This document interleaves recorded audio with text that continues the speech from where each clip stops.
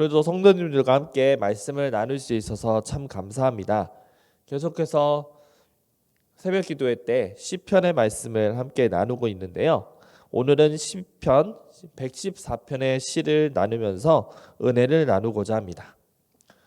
오늘 읽은 시편 114편의 특징을 먼저 살펴보겠습니다. 오늘 본문인 114편은 어제 읽었던 113편과 짝을 지어 불려지는 시입니다. 어제 말씀드렸다시피 시편 113편부터 118편을 애굽 할렐시라고 표현합니다.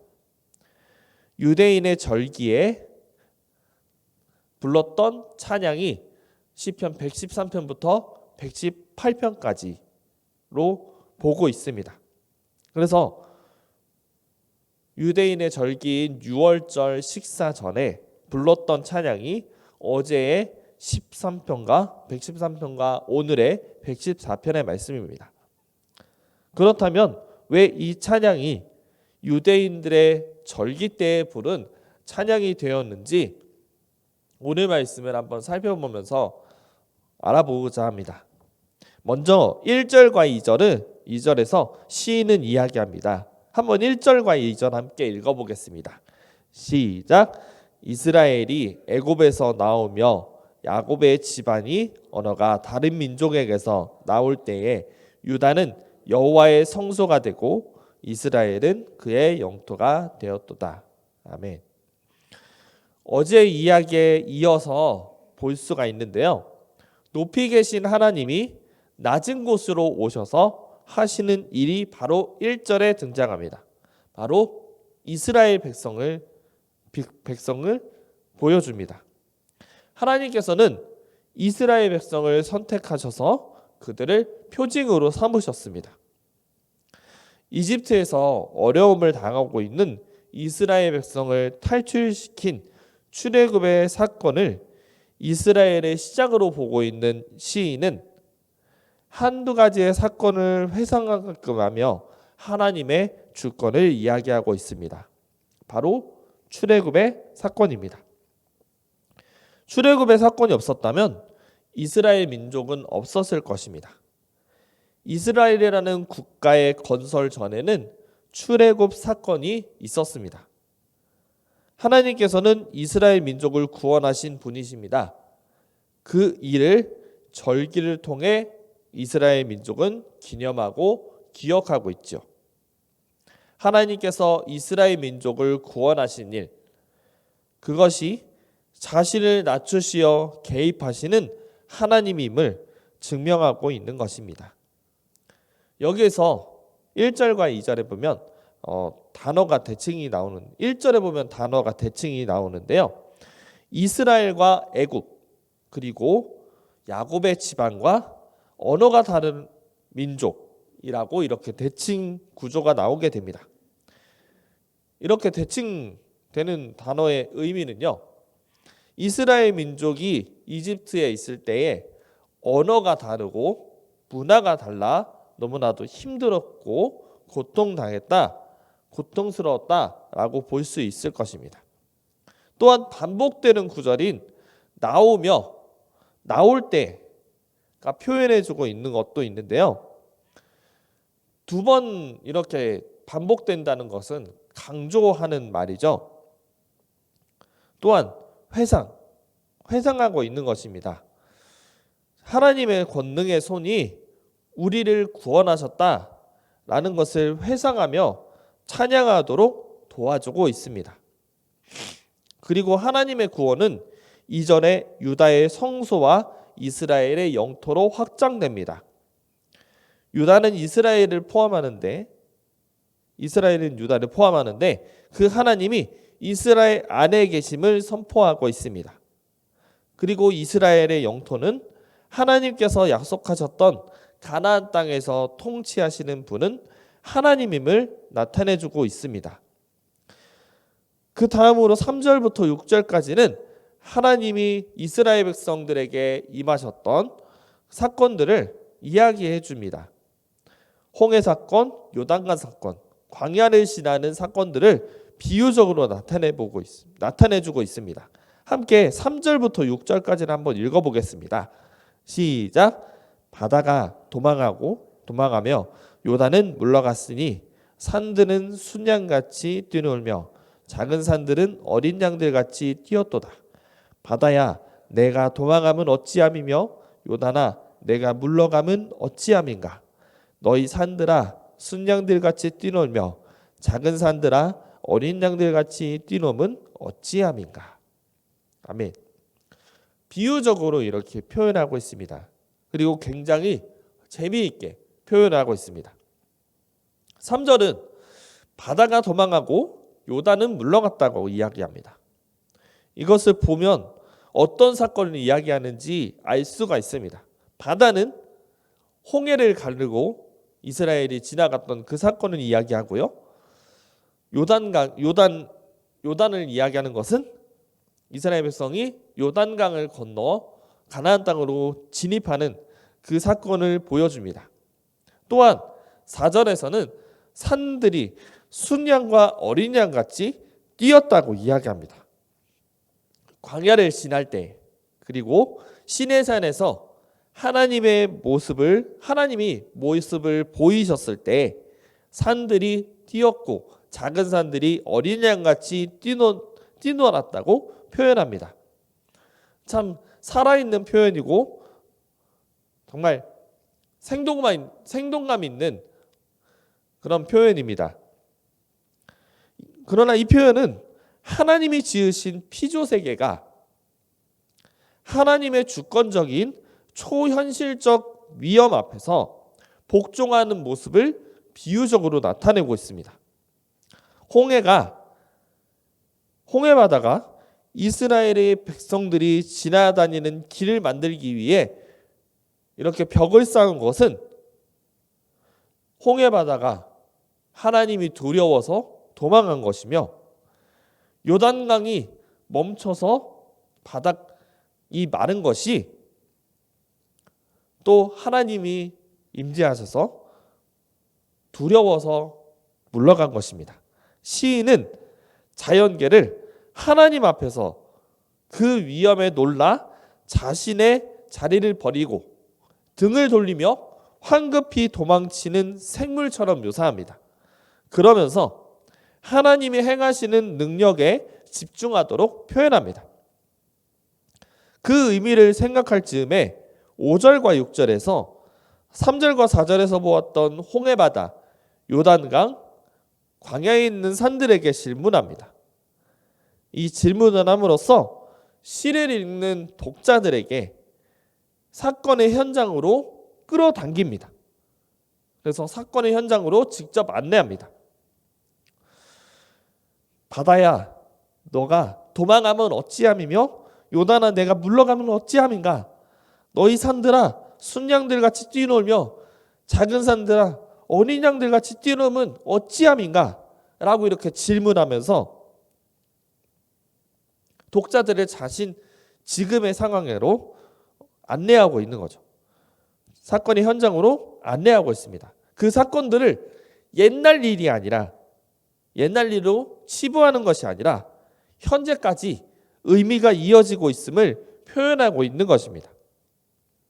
자연계의 움직이는 실상을 통해 보이지 않는 하나님의 존재와 권능의 행위가 드러났듯이 신앙인들의 찬양과 삶이 그것을 드러내야 한다는 것입니다. 시인은 이 질문을 통하여서 구원의 사건을 일으키신 하나님을 과거의 하나님이 아니라 오늘도 지금도 여전히 구원하시고 구원의 역사를 재현하시고 이루어 가시는 하나님으로 알도록 촉구합니다. 그래서 질문을 듣고 그 사건의 의미를 깊이 묵상하게 된다면 역사와 자연을 다루시는 하나님의 권능과 주권 앞에 경외의 마음으로 무릎을 꿇게 됩니다. 그리고 이제 시인은 7절과 8절을 이야기하며 출애굽 사건의 현재적인 의미를 직접 드러냅니다. 7절과 8절을 한번 읽어보겠습니다. 7절과 8절입니다. 시작.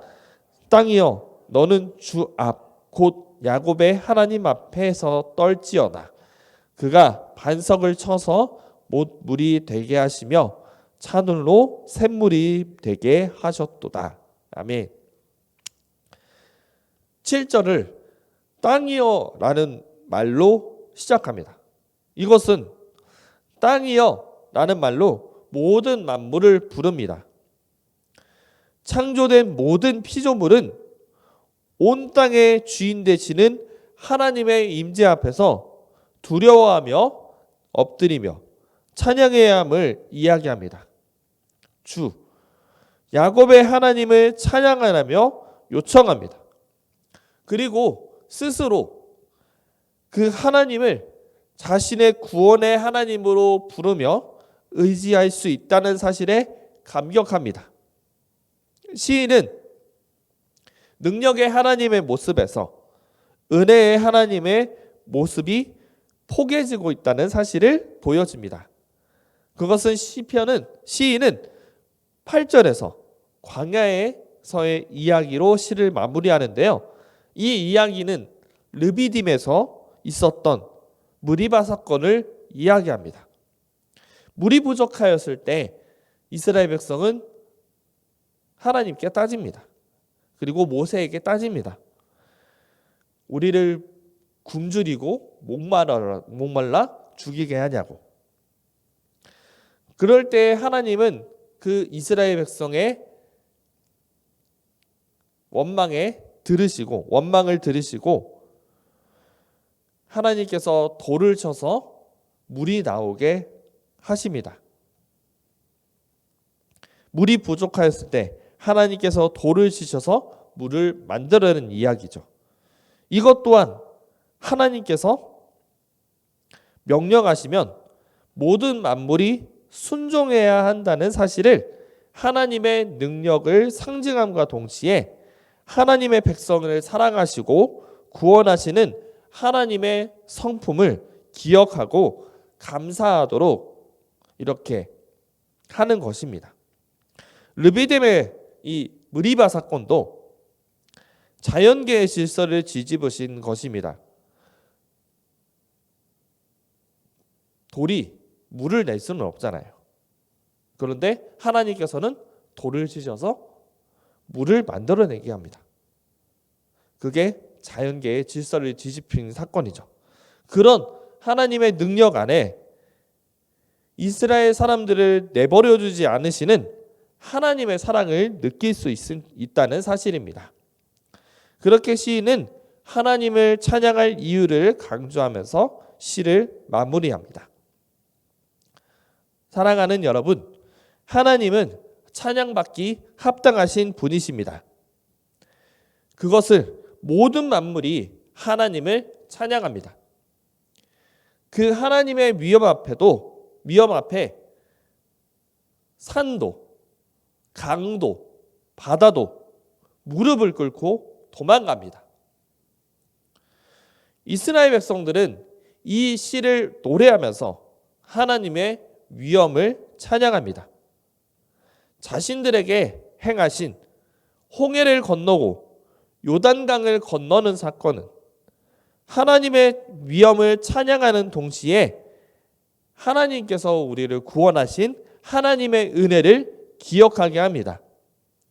이집트를 탈출하게 하셔서 이스라엘 백성을 건져내신 그 은혜는 이스라엘 백성이 감격하고 찬양할 만한 일이었습니다. 그래서 그들은 하나님의 하나님의 위엄과 은혜를 매 절기마다 찬양하고 있는 것입니다. 하나님께서는 위대하시며 찬양받기 합당하신 분이십니다. 이것은 이스라엘뿐만이 아니라 저와 여러분의 삶에서도 위대하신 분이십니다. 하나님은 우리를 택하셔서 예수 그리스도의 십자가의 은혜를 통하여서 우리를 죄에서 건져 주셨고 하나님의 자녀를 삼아 주셨습니다. 또한 하나님은 이 시를 통해서 우리에게 말씀하십니다. 저 바다도, 저 강도, 저 산도 하나님의 뜻에 엎드리며 물러나는데 하나님의 백성인 우리는 하나님께 어떻게 반응하는지 돌아봐야 한다고 이야기합니다. 그래서 우리는 돌아봐야 할 것입니다. 하나님의 말씀 앞에 엎드리는지 아니면 외면하고 피하는지 우리들의 신앙을 돌아봐야 할 것입니다. 우리 하나님께 찬양하며 하나님의 그 높으신 위엄 앞에 엎드리며 또한 하나님의 그 위대하신 말씀 앞에 엎드리며 순종하는 삶을 사는 저와 여러분들이 되기를 바랍니다. 말씀을 마무리하겠습니다. 시편 114편은 출애굽의 이야기를 통해 그리고 이스라엘 백성의 이야기를 통해서 우리에게 이야기합니다. 하나님은 위대하신 분이시다. 모든 만물은 하나님을 찬양하는 것이 마땅하다. 출애굽 당시에 홍해도, 요단강도, 시내산도, 많은 산들도 모두 하나님께 엎드리며 순종하며 물러났다. 하나님은 그럼에도 인간을 택하셔서 구원을 주시는 은혜를 허락하신다. 그 주님을 찬양하며 나아가자라고 이 시편 114편은 이야기합니다. 그래서 이스라엘 백성은 이 시를 절기 때마다 부르면서 식사 전에 부르면서 하나님의 위대하심과 은혜를 찬양합니다. 사랑하는 백오로속교회 성도님들, 우리 하나님은 위대하신 분이심을 기억하기를 소망합니다. 모든 만물은 하나님을 찬양해야 합니다. 찬양해야 할 의무가 있습니다. 우리는 하나님을 찬양해야 합니다. 그러나 우리들의 마음은 어떤지 돌아보기를 소망합니다. 산도, 강도, 바다도 하나님 앞에 엎드리지만 우리는 하나님의 말씀 앞에 엎드리는지 다시 한번 돌아보기를 소망합니다. 바라기는 저와 여러분이 하나님의 그 위대하신 말씀 앞에 엎드리기를 소망합니다. 그리고 우리를 죄악에서 건져주신 주님의 은혜에 감사하면서 찬양하기를 소망합니다. 오늘 하루 하나님의 은혜에 감사하면서 하나님의 위대하신 말씀 앞에 엎드리며 순종하는 삶을 살아가시는 저와 여러분들이 되시기를 간절히 소망합니다. 기도하겠습니다.